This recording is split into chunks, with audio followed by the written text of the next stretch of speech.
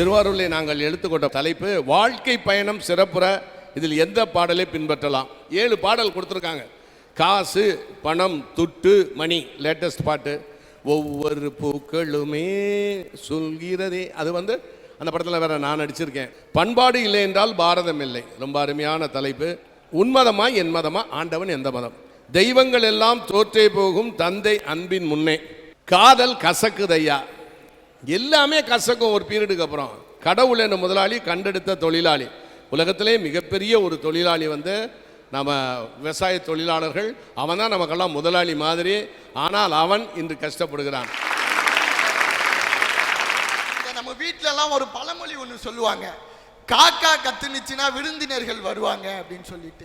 சரி, இதுக்கு பின்னாடியும் நம்மளுடைய பண்பாடு ஒளிஞ்சிருக்கு அப்படின்னு சொல்லிட்டு இதை நோக்கி நான் பயணிக்க ஆரம்பித்தேன். அப்ப 2 நாகரிகம் இருந்துச்சு. ஒன்று சிந்து சமவெளி நாகரிகம், இன்னொன்று மெசபடோனியா அப்படின்னு ஒரு இடம் இருந்துச்சு. இவங்க 2 இடத்துக்கும் அப்ப கடல் வழி போக்குவரத்து இருந்ததா வரலாற்று ஆய்வாளர்கள் சொல்றாங்க. சரி, அந்த மெசபடோனியா அப்படிங்கிற இடத்துல ஒரு நாணயம் கிடைக்குது. அந்த நாணயத்துல ஒரு சிம்பிள் ஒன்று இருக்கு. என்ன சிம்பிள்னா ஒன்றும் இல்லை, ஒரு மாலுமி நிற்கிறான். அந்த மாலுமி கையிலேருந்து காக்கா பறந்து போற மாதிரி ஒரு சிம்பிள் அந்த நாணயத்தில் இருக்கு. சரி, இந்த சிம்பிள் ஏதோ ஒரு செய்தியை சொல்ல வருதுன்னு இந்த சிம்பிளுக்கு பின்னாடி இருக்கிற வரலாற்றை நம்ம தேடி போனோம்னா அங்கதான் ஒரு கருத்து இருக்கு. என்ன கருத்து தெரியுமா? புயல் அடிக்கிறப்ப அந்த கடல்வழி போக்குவரத்துல ஒரு இடையூறு ஏற்படும். அப்ப அவங்க நடுவழிக்கு போயிடுவாங்க. அந்த கப்பல்ல இருக்கிற காகத்தை அவங்க திறந்து விடுவாங்க. காகத்தோடைய இயல்பு என்னன்னா கரையை நோக்கி பயணிக்கிற இயல்பு உடையது காகம். அந்த காகம் கரையை நோக்கி பயணிக்க தொடங்கும். கரையில் இருக்கிற மக்கள் உணர்வார்கள், ஏதோ அந்த நம்முடைய விருந்தினர்கள் வந்து கொண்டிருக்கிறார்கள், ஏதோ ஒரு தூரத்தில் நம்முடைய விருந்தினர்கள் வந்து கொண்டிருக்கிறார்கள். அப்படி சொன்ன பண்பாடு அல்லவா? ஐயா, ஒரு நிமிஷம். அண்ணன் சொன்னாங்க காக்கா கத்துனா விருந்தாடி வரும்னு. இன்னைக்கு காக்காவே விருந்தாடி மாதிரி தாங்க வீட்டு பக்கம் வருது. காக்கா கூட்டமே அழிஞ்சு போச்சுன்னு. ஐயா, இன்னைக்கு நமக்கு எல்லாம் தெரிஞ்ச உச்சபட்சமா நம்ம நம்பிக்கிட்டு இருக்க ஒரு ஆணையம் என்னன்னா யுஎன்ஓ சொல்ற ஐநாவை தான் நம்ம நம்பிக்கிட்டு இருக்கோம். அந்த ஐநாவில் தமிழருடைய பண்பாடு எப்படி தெரியுமா இருக்கு சொல்லவா? அவங்க ஒரு போர் நெறியா வச்சிருக்காங்க. என்ன போர் நெறியா வச்சிருக்காங்க? ஒரு போர் நடக்கிற போது, இன்னொரு நாட்டை தாக்குகிற போது அங்க இருக்கிற உடம்பு சரியாதவங்க, அங்க இருக்கிற விதவை பெண்கள் எல்லாம் அகன்று போக அவர்களை கொன்றால் போர் குற்றம்னு ஐநா சொல்றாங்க. இது ஐநா சொன்னதுன்னு மட்டும்தான் நமக்கு தெரியும். நம்முடைய பாட்டன் இளங்கோ அடிகள் 2000 வருஷத்துக்கு முன்னாடியே இதை சொல்லிட்டு போயிட்டாங்க. அப்படிப்பட்ட பண்பாடு. அந்த பாடல் ஒண்ணும் இல்லை. பார்ப்பார் அறவோர் பசுபத்தினி பெண்டீர் மூத்தோர் குழவி எனுமருவரை கைவிட்டு நம்ம ஐநாவுக்கே போர் நெறிய சொல்லி கொடுத்த பண்பாடுங்க நம்மளுடைய பண்பாடு. அப்படிப்பட்ட பண்பாட்டை நம் வாழ்க்கையில பயன்படுத்தணும்னா நம்முடைய வாழ்க்கை சிறப்புறம். ஐயா, அப்படிதான் பல இளைஞர்கள் கூடி நின்று ஒரு இடத்துல பேசிட்டு இருந்தாங்க. ஒரு தாய் அப்படியே அந்த தூரத்துல தன்னுடைய தலையில ஒரு மலத்தை சுமந்து அப்படியே அவன் நடந்துட்டு வரான். அந்த தாய் நடந்துகிட்டே வரான். இந்த கூட்டத்தில் இருக்கிற இளைஞர்கள் எல்லாம் பார்த்து அப்படியே கேவலமா பேச, டே அந்த அம்மா வருது பாரா, டே அந்த அம்மா வருது பாரான்னு கேவலமா பேசிட்டு இருந்தான். ஆனா அந்த கூட்டத்தில் இருந்த ஒரு இளைஞன் மட்டும் அந்த தாயின் காலடியில் விழுந்து எழுந்து வணங்கி திரும்பவும் அந்த கூட்டத்துக்கே வந்தான். இந்த கூட்டத்தில் உள்ளவனுக்கெல்லாம் ஒரு கேள்வி வந்துட்டு, என்ன தம்பி உனக்கு பைத்தியம் பிடிச்சிருக்கா, அந்த அம்மா காலில் போய் விழுவுறியே அப்படின்னு சொன்னான். அப்ப அந்த இளைஞன் என்ன தெரியுமா நண்பர்களே சொன்னான்? நீ சிறு வயதா இருக்கிற போது உன்னுடைய மலத்தையும் உன்னுடைய சிறுநீரையும் உன்னுடைய தாய் தூய்மை செய்தாள் என்றால் இவள் கொல்கத்தாவின் மலத்தை தூய்மை செய்கிறார், ஆக இவள் கொல்கத்தாவின் தாய் அப்படின்னு சொன்னார். அந்த இளைஞர் வேறு யாரும் அல்ல, நீங்களும் நானும் கொண்டாடி கொண்டிருக்கிற இளைஞர்களின் எழுச்சி நாயகன் விவேகானந்தர். அப்படிப்பட்ட பண்பாடை உடைய நாம், அப்படிப்பட்ட பண்பாட்டை நம்ம பின்பற்றணும்னா நம்முடைய வாழ்க்கை சிறப்புற அமையும்.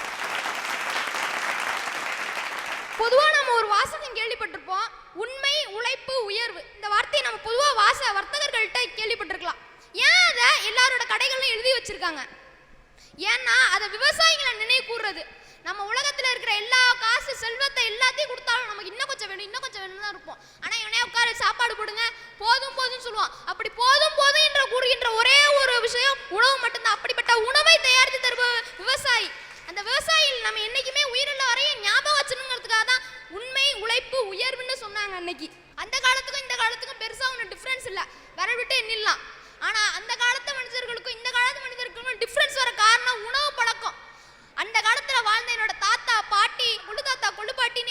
150 200 வருஷம்லாம் வாழ்ந்தாங்க.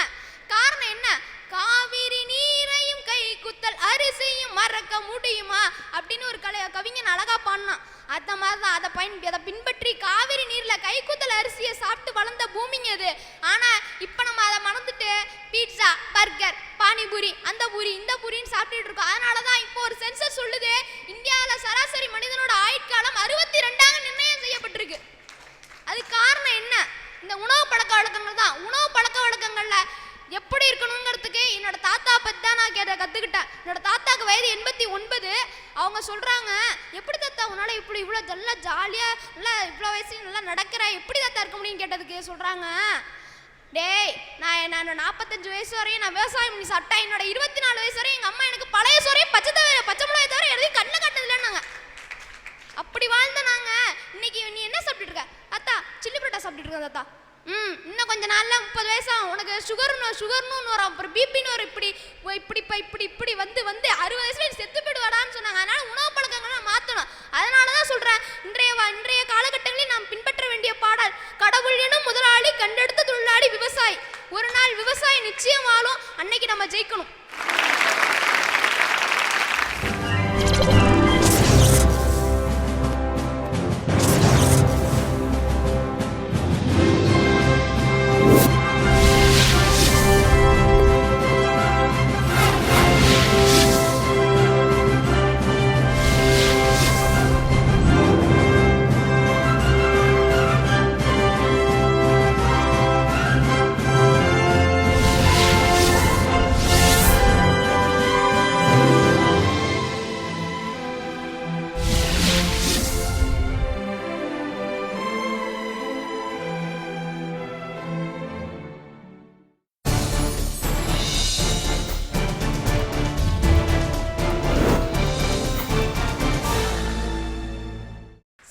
அந்த காலத்துல இருந்து இந்த காலம் வரைக்கும் எந்த காலமா இருந்தாலும் தன்னம்பிக்கை தான் தேவை.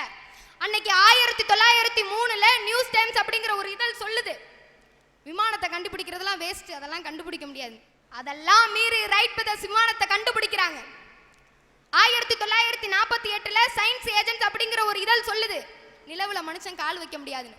அதையும் மீறி 1969ல நீல் ஆம்ஸ்ட்ராங் காலை வைக்கிறாரு. நடக்காது என்பார்கள், நடந்துவிடும். காரணம் நடத்தி காட்டியவர்களின் தன்னம்பிக்கை தான் சார். இன்னைக்கு எல்லாம் நினைக்கிறாங்க, வறுமை இருக்கு என்னால வாழ்றதுக்கு வழி இல்லைன்னு. வறுமை இருந்தால் வாழ வழி இல்லையா? இல்லை, வறுமையை வழிகாட்டி வாழ்ந்து காட்டியவர்கள் யாரும் இல்லையா? அன்னைக்கு பீத்தவன் வந்து தன்னால முடியாது, தனக்கு காது கேட்காது நினைச்சிருந்தா இன்னைக்கு உலகமே வியக்கக்கூடிய ஒரு இசை கிடையாது. மெகத்தனி தன்னை வந்து ஒரு திக்குவாய் நினைச்சிருந்தா இன்னைக்கு வந்து ஒரு மிகச்சிறந்த பேச்சாளர் ஆயிருக்க முடியாது. கரிகாலன் முடியாது என்று நினைத்திருந்தால் கல்லணை எழுந்திருக்காது. ராஜராஜ சோழன் முடியாது என்று நினைத்திருந்தால் தஞ்சை பெரிய கோயில் கிடையாது. காமராஜர் முடியாது என்று நினைத்திருந்தால் கல்விக்கண் திறந்திருக்காது. ஹெலன் கெல்லர் முடியாது என்று நினைத்திருந்தால் பார்வையற்றவர்களுக்கு படிப்பறிவே கிடையாது. இப்படி அம்பேத்கர், அன்னை தெரசா, அப்துல் கலாம் முடியாது என்று நினைத்திருந்தால் இன்னைக்கு தமிழகத்துக்கு வரலாறே கிடையாது. ஆழ்கடல் செல்பவன் எல்லாம் முத்து குளிப்பவன் ஆவதில்லை. அதன் நாளம் வரை செல்பவனே முத்துக்கும் சொந்தக்காரன் ஆகின்றான், தன்னம்பிக்கை வித்துக்கும் சொந்தமாகின்றான். இறுதியா ஒன்னே மட்டும் சொல்ல ஆசைப்படுறேன். நீ உணவு இல்லாம 40 நாள் இருக்கலாம், நீர் இல்லாம 3 நாள் இருக்கலாம், காத்து இல்லாம 3 நிமிஷம் இருக்கலாம். ஆனா தன்னம்பிக்கைன்னு ஒண்ணு இல்லாம நீ ஒரு நிமிஷம் கூட இருக்க முடியாது. தோளா, முடங்கி கிடந்தால் சிலந்தியும் உன்னை சிறை பிடிக்கும், எழுந்து நட எரிமலையும் உனக்கு வழி கொடுக்கும் என்று கூறி வாழ்க்கை பயணம் சிறப்புற நாம் பின்பற்ற வேண்டிய பாடல் ஒவ்வொரு பூக்களுமே சொல்கிறது.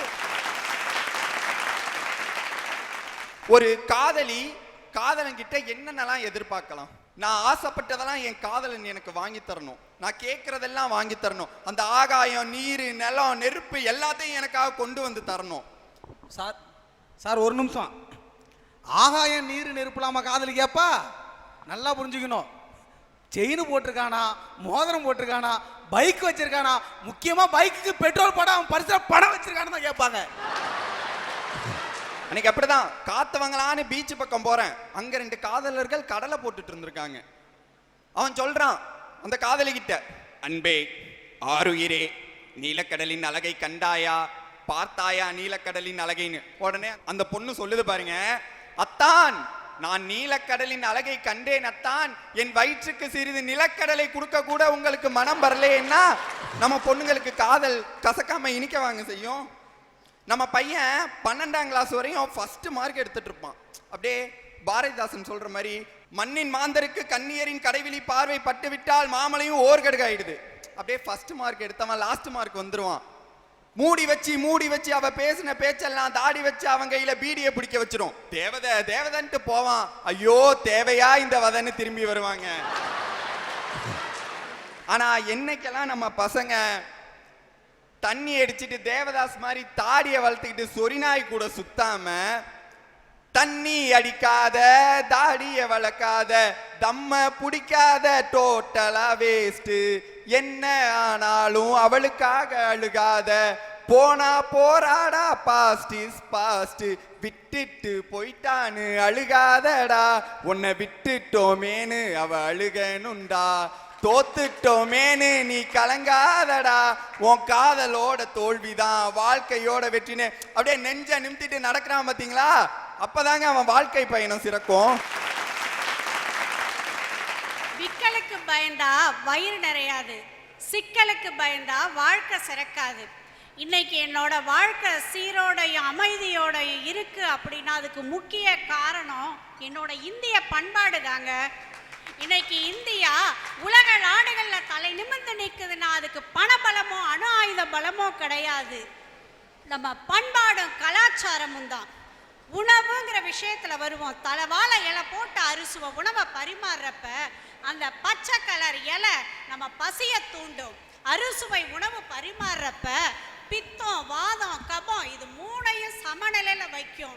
இதனால நமக்கு தலைவலி காய்ச்சல் ஜுரம் எந்த வியாதியும் நம்மளை அண்டாதுங்க.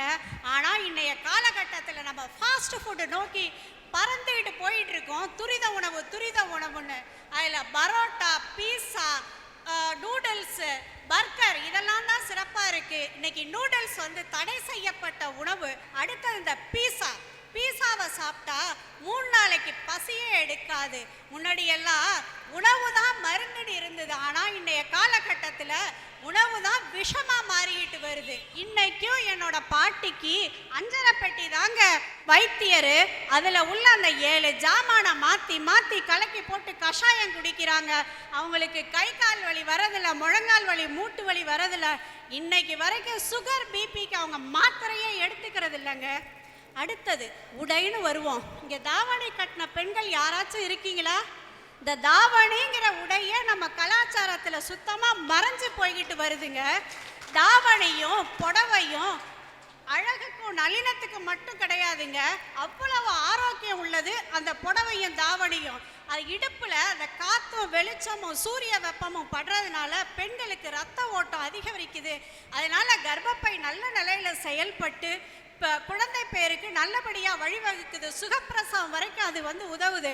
ஆனால் இன்னைய பெண்கள் இந்த புடவையும் பாவாடை தாவணியும் அவாய்ட் பண்ணிட்டு என்னமோ பிறந்ததுல இந்த சுடிதார்லேயே வளர்றாங்க. இந்த சுடிதார் இது பத்தாதுன்னு பேண்ட்டு ஜீன்ஸு டைட்ஸு இதெல்லாம் தேவையா? இதெல்லாம் அவங்க கண்டினியூஸாக போடுறதுனால வீட்டுக்கு போனால் மெத்தைக்கு உர போடுற மாதிரி நைட்டி ஒன்று போட்டுக்கிறாங்க. இதெல்லாம் அவங்க உடல் சூடை வந்து அதிகரிச்சுக்கிட்டே போகுது. இதனால அந்த கர்ப்பப்பை தாக்கு பிடிக்க முடியாமல் நீர்க்கட்டியை தன்னைத்தானே உருவாக்கிக்குது. இந்த நீர்க்கட்டி தாங்க இன்னைக்கு பெண்களோட மலட்டுத்தன்மைக்கே முக்கிய காரணம். இன்னைக்கு எண்ணெய் தேய்ச்சி குளிக்கிற பழக்கமும் பெண்களுக்கு இல்லாமல் போயிடுச்சு. அதனால உடல் சூடு அதிகமாக போகுது. இன்னைக்கு செயற்கை கருத்தரிப்பு மையத்தில் பெண்கள் கியூ கட்டி நிற்கிறாங்க பாருங்க. அவங்க சாப்பிட்ற மாத்திரை மருந்தோட விலை வந்து 5 லட்சங்க. 2 லட்சம் வெறும் மாத்திரை மருந்தா சாப்பிட்றாங்க, 3 லட்சம் இன்ஜெக்ஷனா ஏத்துறாங்க. இத்தனையும் தாண்டி பிறக்கிற குழந்தை எப்படிங்க இருக்கும்? நோஞ்சானா வந்து பிறக்குதுங்க. அந்த குழந்தையா இந்திய நாட்டை தாங்க போகுது, தினம் நம்ம அதை தாங்கிட்டு இருக்க வேண்டி இருக்கு. இந்த மாதிரி கல்ச்சர்ல இருந்து நம்ம மாறி வரணும்னா இயற்கைக்கு மாறுங்க, இயற்கையான உடைய அணியுங்க.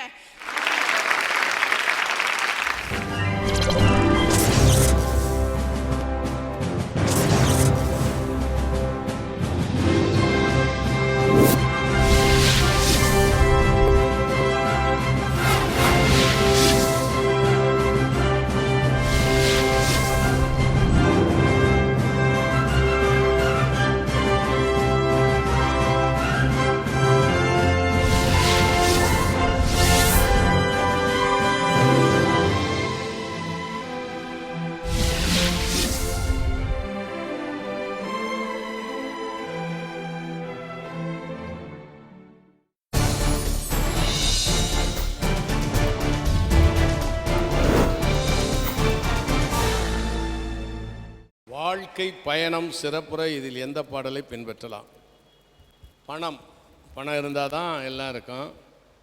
ஆனால் இந்த வெள்ளம் வந்தப்போ மெட்ராஸில் எவ்வளோ பெரிய பணக்காரன்லாம் மீனவர்கள் கொண்டு வந்த போட்டில் ஏறி போனாங்க, கார்ப்பரேஷன் கக்கூஸ் லாரியில் ஏறி போனாங்க. எல்லாத்தையும் நீங்கள் டிவியில் பார்த்துருப்பீங்க. ஆனால் பணம் ஒரு எல்லை வரைக்கும் தான். எல்லையை மீறினா பணத்தை நம்ம காப்பாற்றணும். ஒரு காலகட்டம் வரைக்கும் பணம் நம்மளை காப்பாற்றும், அதுக்கப்புறம் பணத்தை நம்ம பாதுகாக்கணும். ஒவ்வொரு பூக்களுமே சொல்கிறதே அதுதான் முக்கியமான விஷயம். பண்பாடு இல்லை என்றால் பாரதம் இல்லை. உன் மதமா என் மதமா, ஆண்டவன் எந்த மதம், எந்த மதமாக இருந்தாலும் அடுத்த மதத்தில் தலையிடாமல் இருந்தாலே பிரச்சனையே இல்லை. தெய்வங்கள் எல்லாம் தோற்று போகும், தந்தை அன்பின் முல்லை. தந்தை தான் மிக மிக முக்கியம். அதை விட தாய், 2 பேரும் 2 கண்கள். காதல் கசக்குதையா? காதல் மட்டும் இல்லை, வாழ்க்கையை புரிந்து கொள்ளவில்லை என்றால் எல்லாமே கசக்கும். என்னைய புரிஞ்சுக்கணும்னா நீங்கள் என்னென்ன புரிஞ்சுக்கணும் தெரியுமா? இந்த உலகத்தை புரிஞ்சுக்கணும், உலக மக்களை புரிஞ்சுக்கணும், மனிதர்கள்லாம் யாருன்னு புரிஞ்சுக்கணும். கணவன் மனைவி உறவு, வாழ்க்கை, குடும்பம்னா எல்லாத்தையும் புரியறதுக்கு உங்களுக்கு 60-65 வயசாகிடும். அப்புறம் தான் என்கிட்ட 5 நிமிஷம் பேசினாலே நான் நல்லவனா கெட்டவனான்னு உங்களுக்கு தெரியும். அது வயதின் அனுபவம், முதிர்ச்சி. இந்த 7 டாப்பிக்கில் மிக முக்கியமானது என்னன்னா, ஒவ்வொரு பூக்களுமே சொல்கிறதே. இந்த பாடல் படத்தில் நான் நடிச்சிருக்கேங்கிறத பெரிய பெருமை. அது கண் பார்வை குறைந்தவர்கள் பாடுகின்ற பாட்டு. இது சில பள்ளிக்கூடங்களில் கடவுள் வாழ்த்து பாடலாக கூட வச்சுருக்காங்க. நீங்கள் அந்த பாட்டினுடைய அர்த்தத்தை கேளுங்க. ஒரு பூ மலர்வதற்கு 108 காரணங்கிறாரு டார்வின். சும்மா இல்லை, எதுவுமே தனியாகவே இல்லை, உலகத்தில் எல்லாமே சேர்ந்தது தான். ராஜேஷ்னா யாருன்னா உடலா, கண்ணா, தலையா, உடம்பா எல்லாம் சேர்ந்தது தான் நான். இதுபோல் அந்த பூக்களுமேங்கிற பாட்டு தன்னம்பிக்கை தருது. அதை விட பண்பாடோடு கூடிய தன்னம்பிக்கை, அதுதான் வாழ்க்கையில் வெற்றி பெறும். விவேகானந்தர் சொல்லுவார், வெறும் கடவுள் நம்பிக்கை மட்டும் நாம் வெற்றி பெற முடியாது. தன்னம்பிக்கையோடு கூடிய கடவுள் நம்பிக்கை, தன்னம்பிக்கையோடு கூடிய இறை நம்பிக்கை. கடவுளை பற்றி பேசினோம்னா ஒரு நாள் புறம் பேசுவேன். கடவுள் இல்லைன்னு என்னால் பேச முடியும், கடவுள் இருக்குன்னு என்னால் பேச முடியும். கடவுளும் இல்லை, அது இருக்குன்னு இல்லை, 2க்கு இடையில ஒன்று பேச முடியும். இது எல்லாமே நாம் படித்த படிப்பும் அறிவையும் தான் காட்டும். இந்த பிரபஞ்சம் மிக மிக முக்கியமானது. இதில் எடுத்து வைக்கிற ஒவ்வொரு அடியும் மேலிருந்து எல்லாத்தையும் இயக்குது. ஒன்று சொல்லி முடிச்சிடுறேன். நம்ம மூளையை மேலிருந்து ஒன்று இயக்குதுன்னு இப்போ கண்டுபிடிச்சிட்டாங்க. FMRI, functional magnetic resonance imaging. MRI நீங்கள்லாம் எடுத்துருப்பீங்க, அது ஃபோட்டோ மட்டும்தான் வரும். MRI, FMRI ஃபங்க்ஷனல் பண்ணுறது.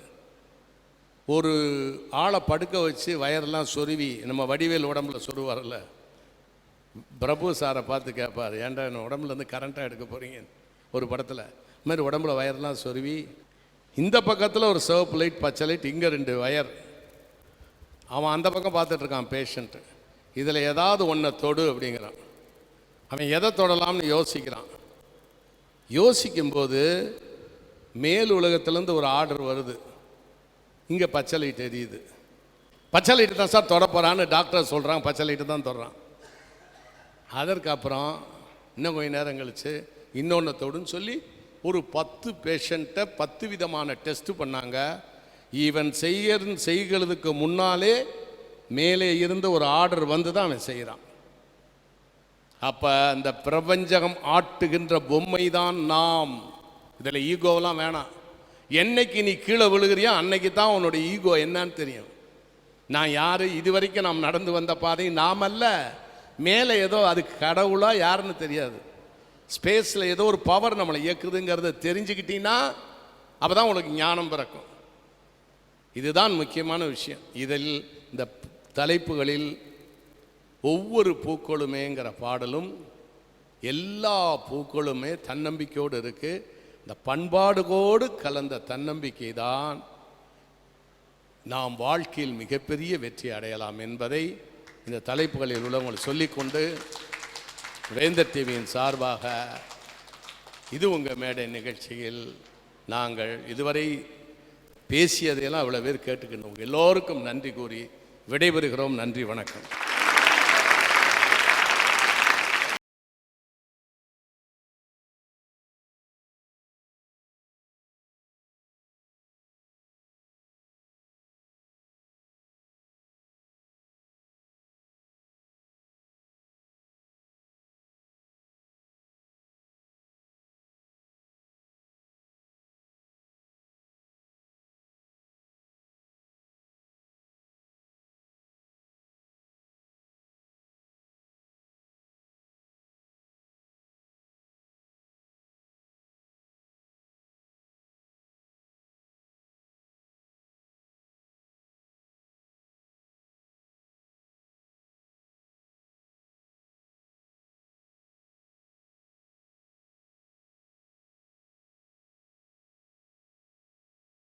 நிகழ்ச்சியை உங்கள் ஊரில் நடத்த வேண்டுமா?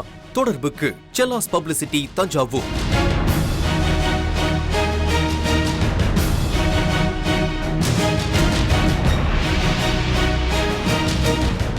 இந்நிகழ்ச்சி பற்றிய உங்கள் கருத்துக்கள் மற்றும் விமர்சனங்கள் வரவேற்கப்படுகின்றன. அனுப்ப வேண்டிய முகவரி: வேந்தர் டிவி, எண் 35, நார்த் போல், கலைமகள் நகர், 3வது பிரதான சாலை, ஈக்காட்டுத்தாங்கல், சென்னை 32. தொடர்புக்கு 044222255234.